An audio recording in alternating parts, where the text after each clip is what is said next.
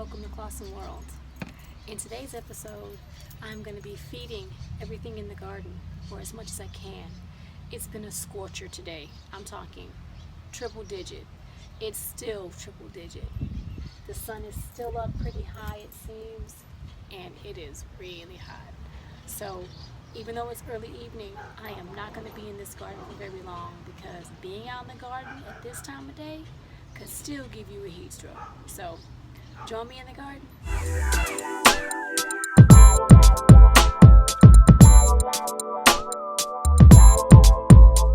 Now what I'm doing is I'm taking some of my homemade goop juice.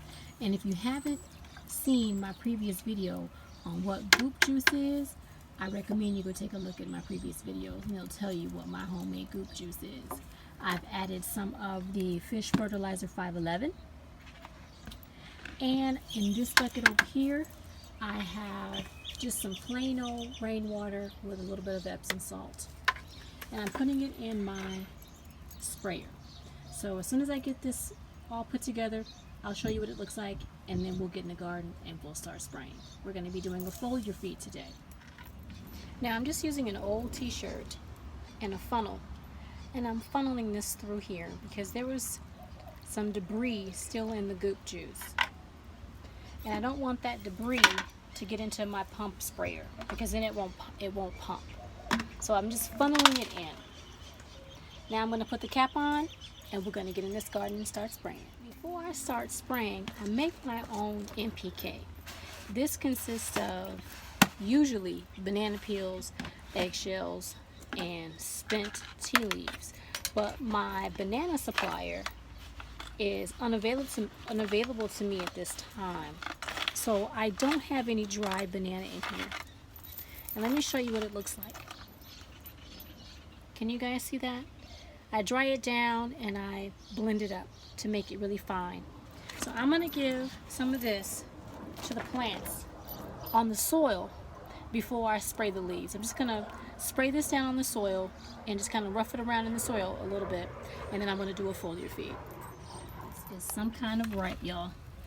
So this is my leek, and believe it or not, it has gotten feed and it has gotten water, but because the weather is turning really hot, I want to make sure that it's doing okay. And as you guys know, I do put leaves on my soil to keep in moisture. And even though the wind is pretty bad here, I do try to keep the leaves inside because the wind blows everything around. And this is what I'm going to do. Just place this in here like so and work it in the soil. Let me finish this up and I'll be right back. I decided to water all these in. Since it was in the triple digits, I thought it was a good idea. Even though the soil was still moist as I scratched the fertilizer in, you never can be too careful when it comes to water and hot, dry heat.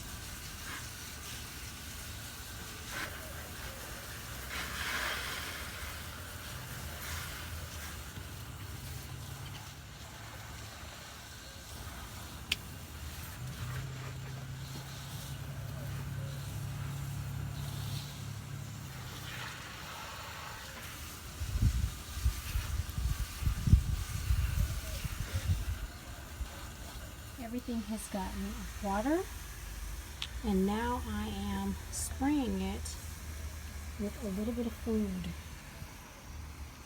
on the leaves. Hopefully that will perk the leaves up. We shall see.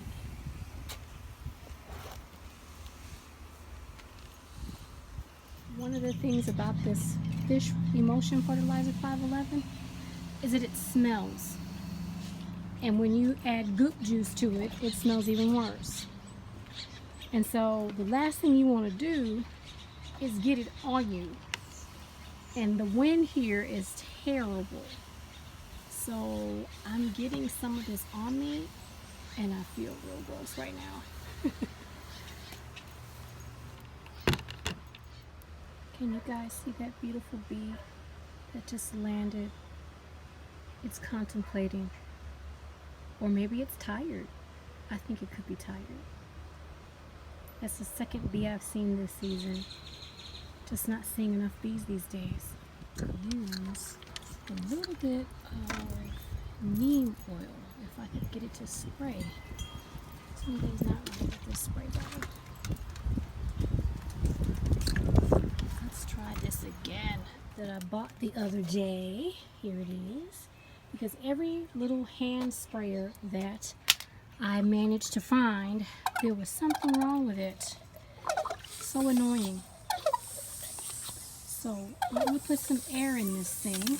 Make sure I have all the connections on here correctly, which it sounds like I don't. I hear air. Maybe that's what I'm supposed to hear. Okay, so I am pumping it. I'm trying to do this with one hand, everybody, so you know the one hand is not the easiest when it comes to certain jobs. Alright, so this is my first time using this, and I feel like there's something trying to enjoy my berries, my gooseberries, before I get a chance to enjoy the gooseberries. So I am just spraying the underleaves in the gooseberry, and I will also spray the elderberry just in case, because I don't want anything eating this plant. And I know this video job is terrible. I'm trying to do this with one hand and not get this in my face or my mouth, because I just sprayed with the fish emulsion and all I can smell all up in my nostrils is fish emulsion. Really grossed out right now.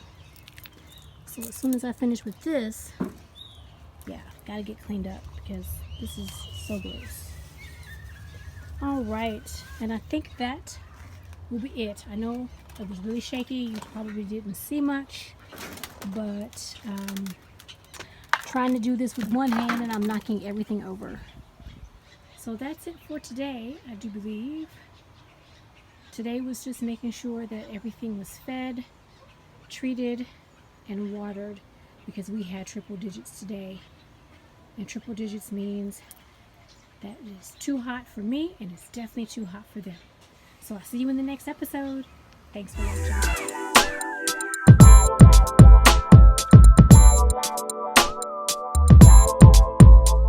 I took those onion scapes that I cut out of the onions from the garden.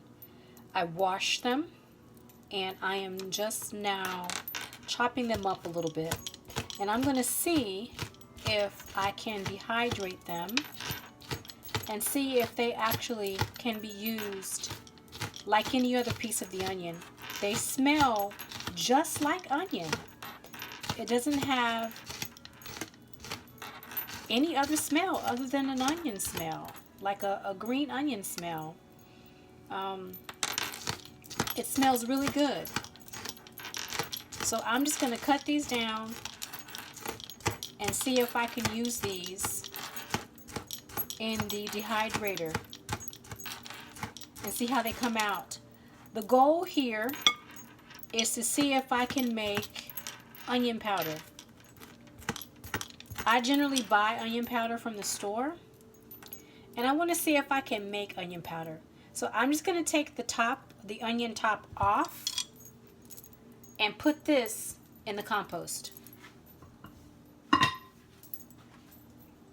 And that's it. And I'll show you the next leg of this when we get there.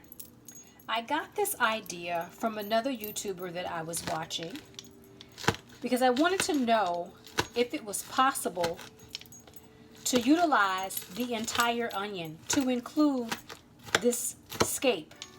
Because in most videos, when people's onions begin to bolt, they dig the onion out and they throw the entire onion away, not knowing that you can actually salvage what little bit of onion is left. all you have to do is get to that scape and cut it out before it takes over the entire onion. As well as you can cut this onion scape up and use it like any other piece of the onion, like a green onion. So I'm going to give it a try. It has a very distinctive onion smell. It smells like green onion, to be completely honest with you. So I'm going to continue cutting this up, and I'm going to put it in the dehydrator and see if I can use this in other meals. So I'll see you in the next clip. Just in case you try this at home, this will have your eyes running.